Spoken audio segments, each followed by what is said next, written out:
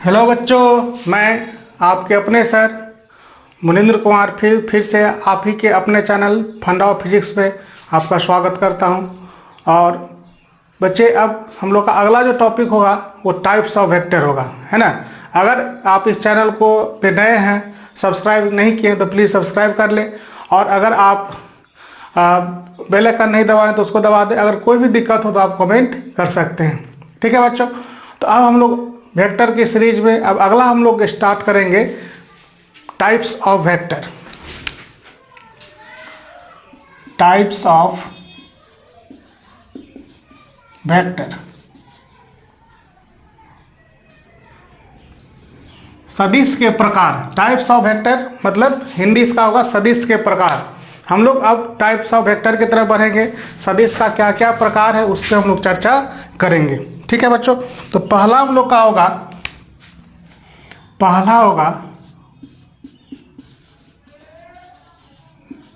Equal vector. पहला होगा हम लोग का इक्वल वेक्टर। इक्वल का मतलब ही हम लोग को समझ में आ रहा है। इक्वल का मतलब क्या होता है? बराबर। तो बराबर क्या होगा कि वेक्टर में दो चीज होता है। वेक्टर को स्पेसिफाई करने के लिए दो चीज होता है, एक उसका मैग्नीट्यूड है और दूसरा क्या है? डायरेक्शन। तो ऐसा वेक्टर जिसका मैग्नीट्यूड आर सेम, दूसरा क्या होगा? Direction are same. अगर दो वेक्टर है और सेम फिजिकल क्वांटिटी का वेक्टर है तो उसका क्या होना चाहिए? मैग्नीट्यूड भी बराबर होना चाहिए और डायरेक्शन भी बराबर होना चाहिए, क्योंकि हम जब इक्वल करेंगे तो सेम टाइप के वेक्टर से इक्वल करेंगे। अब क्या होगा? जैसे कि अगर हम लोग लिख रहे हैं 10 यूनिट ईस्ट, तो ये हो गया मैग्नीट्यूड और ये क्या हो गया? डायरेक्शन। अब वही अगर हम लोग लिखेंगे 10 यूनिट ईस्ट, इस वेक्टर को बोल दिए ए वेक्टर है, ये हम लोग का हो गया बी वेक्टर। तो ए वेक्टर बराबर किसका हो जाएगा बच्चों? बी वेक्टर के बराबर। यहाँ पे क्या होना चाहिए? मैग्नीट्यूड भी बराबर होना चाहिए और डायरेक्शन भी क्या होना चाहिए? बराबर होना चाहिए। मैग्नीट्यूड भी इक्वल होना चाहिए और डायरेक्शन भी इक्वल होना चाहिए। तो हम लोग बोलेंगे वेक्टर कैसा हम लोग का? इक्वल वेक्टर है। ऐसा वेक्टर जिसका मैग्नीट्यूड भी बराबर हो और डायरेक्शन भी बराबर, तो क्या कहलाएगा? इक्वल वेक्टर कहलाएगा। दूसरा नंबर होगा बच्चों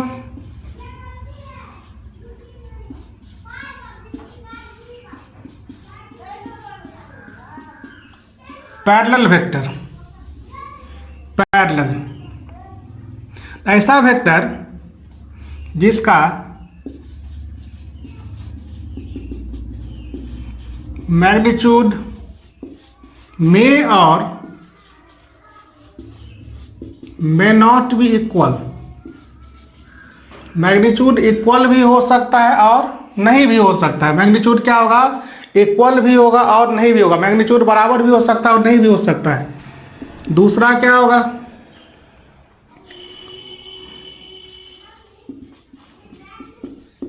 direction will be same. Direction will be same. जैसे कि अगर कोई बोलेगा कि 10 यूनिट ईस्ट और 20 यूनिट ईस्ट, ये दोनों क्या हो गया बच्चों? पैरेलल। जैसे कि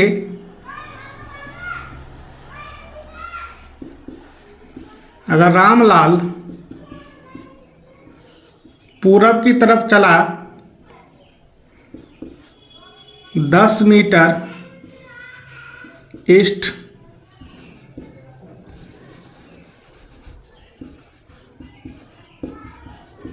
झामलाल भी 10 मीटर चला 20 मीटर चला किधर? ईस्ट। तो दोनों किधर जा रहा है? सेम डायरेक्शन में जा रहा है। तो दोनों क्या होगा? पैरेलली जाएगा एक साथ। जैसे रेल का पटरी क्या होता है? पैरेलल होता है। मतलब उसका मैग्नीट्यूड हम लोग का क्या होना चाहिए?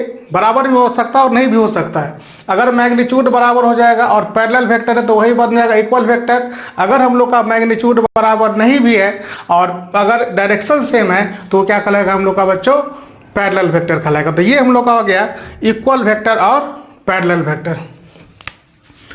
तीसरा नंबर होगा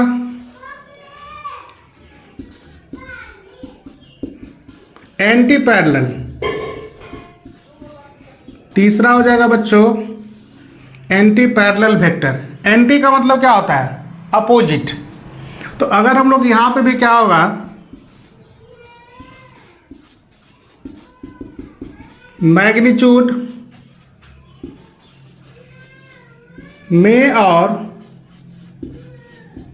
may not be equal, magnitude बराबर भी हो सकता है और नहीं भी हो सकता है। Direction of vectors is opposite. Magnitude क्या हो सकता है, बराबर भी हो सकता है और नहीं भी हो सकता, और डायरेक्शन क्या हो जाएगा, अपोजिट। तो ये हम लोग का क्या कहलाएगा, एंटी पैरेलल वेक्टर। जैसे कि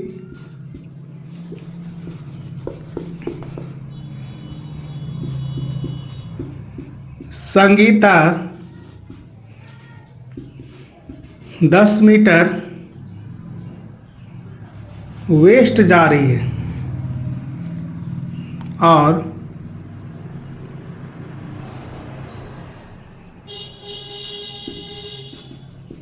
Babita 20 metre east. Sangeeta 10 metre west, Babita 20 metre west. तो ये क्या कहलाएगा हम लोग का, एंटी पैरेलल। दोनों एक दूसरे क्या जा रहा है, दोनों का जो दूरी है अलग अलग है, लेकिन दोनों का डायरेक्शन क्या है, अपोजिट है। अपोजिट देखो, अब यहाँ पे बच्चों इस बात का ध्यान रखना है कि अपोजिट और डिफरेंट दोनों में अंतर है। अपोजिट का मतलब क्या हो गया कि पूरब का अपोजिट पश्चिम ही होगा, लेकिन पूरब का डिफरेंट उत्तर भी हो सकता है, दक्षिण भी हो सकता है। इसलिए यहाँ पर इस बात को ध्यान रखना पड़ेगा कि वेस्ट है तो ईस्ट ही जाएगा। तो अगर दोनों का डायरेक्शन अपोजिट हो गया तो एंटी पैरेलल वेक्टर, चाहे मैग्नीट्यूड इक्वल हो या फिर नहीं हो, अगर इक्वल हो गया मैग्नीट्यूड, एंटी पैरेलल वेक्टर है तो वो कहलाएगा हम लोग का अपोजिट वेक्टर। अगर हम लोग का वेक्टर क्या है, इक्वल नहीं है ना, तो क्या हो जाएगा, एंटी पैरेलल।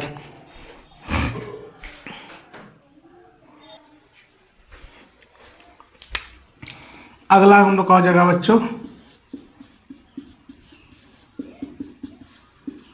Opposite vector. तो अपोजिट वेक्टर में क्या होगा,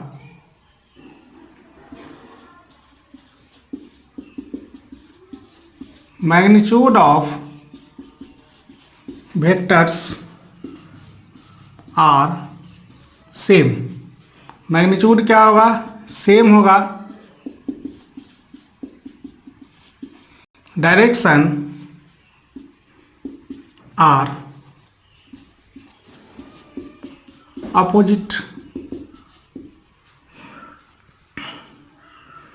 जैसे कि रामफल ए पॉइंट से कहाँ गया, बी पॉइंट पे, कितना चला, 10 यूनिट। ये डायरेक्शन कैसा है, ईस्ट। और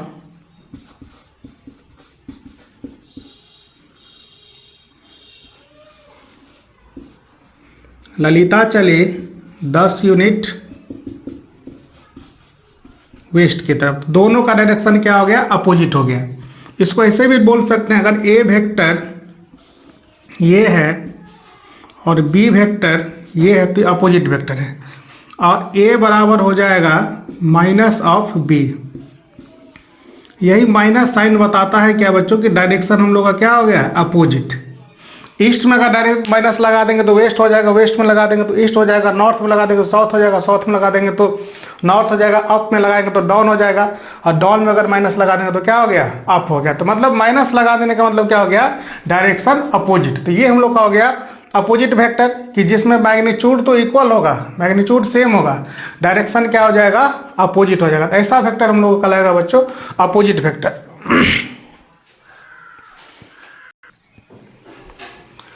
5वां नंबर,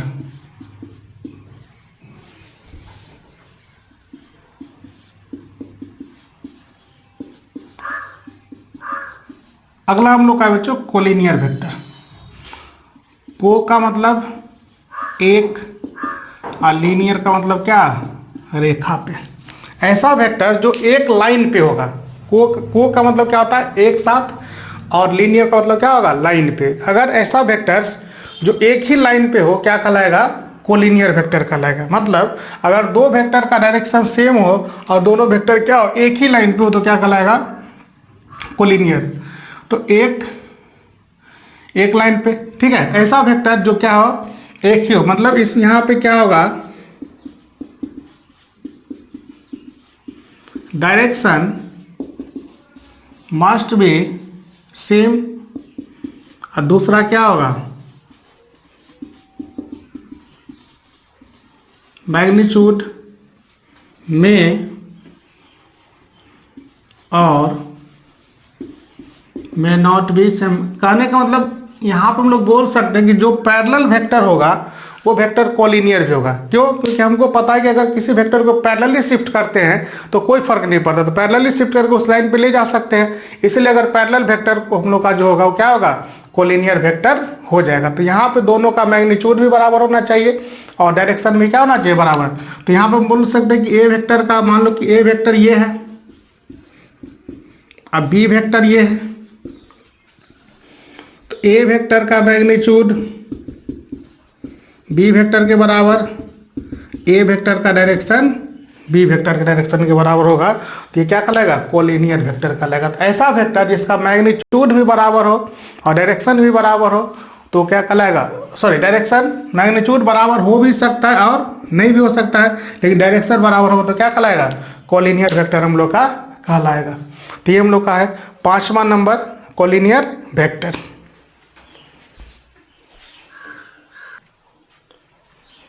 अगला हम लोग का है बच्चों 6ठा नंबर, जीरो वेक्टर और नल वेक्टर और empty vector. Zero vector, null vector और एम्प्टी वेक्टर, नाम से ही पता चल रहा है कि मैग्नीट्यूड ऑफ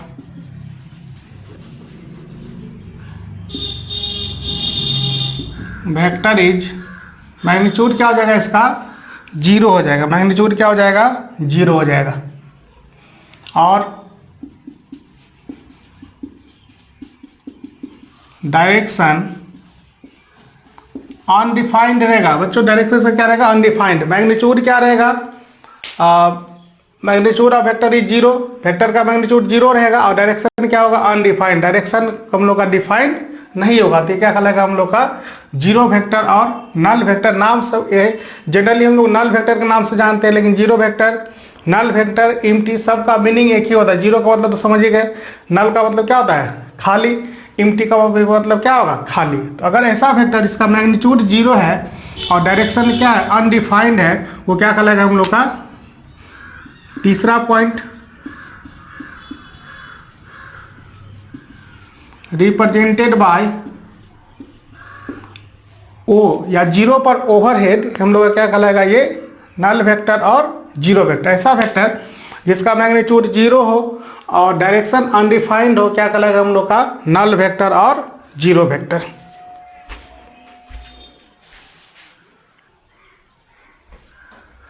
अब अगला वेक्टर है बच्चों जो सबसे इंपॉर्टेंट है। अगला वेक्टर हम लोग क्या है, बहुत ही ज़्यादा इंपॉर्टेंट है, जिसको अभी इतना अगर नहीं भी हम लोग को बहुत ज़्यादा याद रहता है तो बहुत ज़्यादा टेंशन लेने की बात नहीं, खाली नल वेक्टर हम लोग को थोड़ा सा याद रखना पड़ेगा। अगला हम लोग का है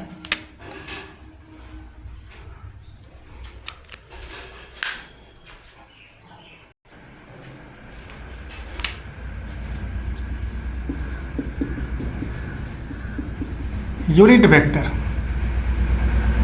यूनिट वेक्टर, तो यूनिट वेक्टर में क्या होगा,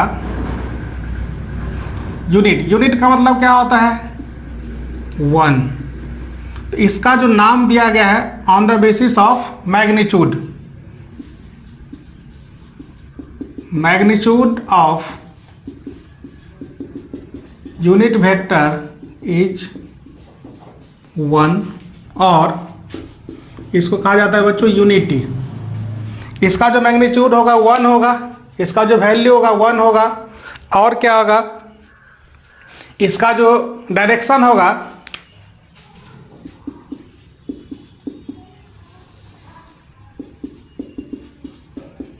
direction in the direction of vector. अगर किसी वेक्टर को हम लोग यूनिट वेक्टर बना देंगे तो उसके डायरेक्शन के सेहत पे कोई फर्क नहीं पड़ेगा, खाली उसका मैग्नीट्यूड क्या हो जाएगा, 1 हो जाएगा। तो इसको लिखेंगे, तीसरा point, it is used to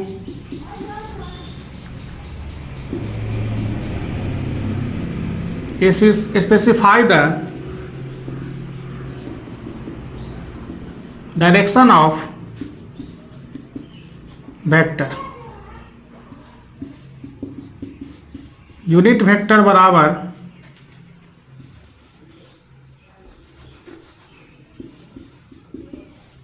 vector of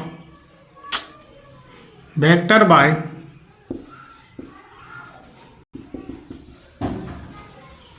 magnitude of vector. A cap बराबर A vector by magnitude of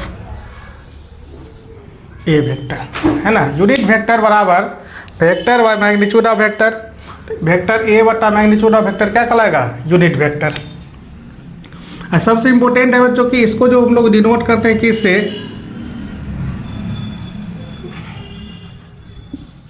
cap और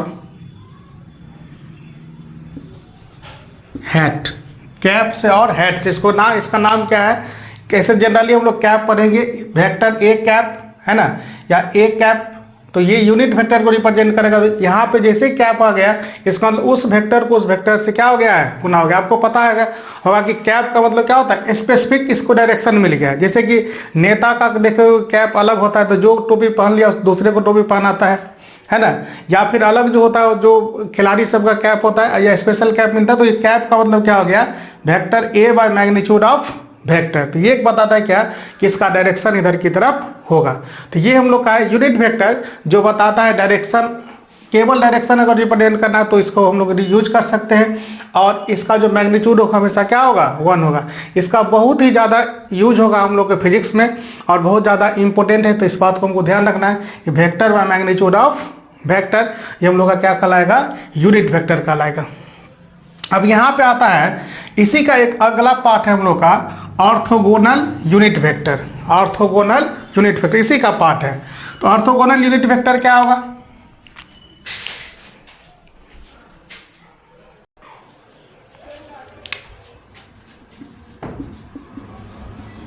orthogonal unit vector, orthogonal unit vector, ठीक है। ऑर्थोगोनल हम लोग कहते हैं कोऑर्डिनेट सिस्टम को। ऑर्थोगोनल का होता है parallel, sorry perpendicular, X Y Z. हम लोग को पहले से पता है कि ये 90 डिग्री होता है, ये भी 90 डिग्री होता है, और ये भी 90। कहने का मतलब कि x का y के साथ कोण 90 डिग्री, y का z के साथ कोण 90 डिग्री, और z का x के साथ, मतलब एक दूसरे के साथ क्या होगा, 90 डिग्री कोण होगा। तो हम लोग को जब भी डायरेक्शन बताना होगा तो टोटल 6 डायरेक्शन है। कौन कौन सा है, ईस्ट है, वेस्ट है, नॉर्थ है, साउथ है, अप है और डाउन है। Total 6 direction. इसको हम लोग मतलब इसको बोलते हैं हम लोग को रेफरेंस डायरेक्शन। अगर कभी भी डायरेक्शन दिखाना होगा तो पूरब से इतना उत्तर की तरफ, पूरब से इतना ऊपर की तरफ, दक्षिण से इतना पश्चिम की तरफ, तो इस टाइप से हम लोग डायरेक्शन रिप्रेजेंट करते हैं। तो अब वो जमाना गया, अब हम लोग क्या करेंगे, अपने हिसाब से चूज करेंगे डायरेक्शन। एक्स मान लेंगे, वाई मान लेंगे और जेड मान लेंगे। इसको हम लोग बोलते हैं कोऑर्डिनेट सिस्टम। कोऑर्डिनेट का मतलब कि कोऑर्डिनेट, मतलब सबके सहयोग से बना हुआ है ये सिस्टम, जिसमें एक्स मान लिए, वाई मान लिए और जेड। एक्स का अपोजिट एक्स डैश, वाई का अपोजिट वाई डैश और जेड का अपोजिट जेड डैश, जो आपको पता ही होगा। अब यहाँ पे बोला गया कि इसका को अगर केवल बताना है तो इसको आई कैप से बताएंगे, एक्स एक्सिस को, वाई एक्सिस को जे कैप से और जेड एक्सिस को के कैप से। कैसे लिखेंगे? I cap unit vector along x axis, j cap unit vector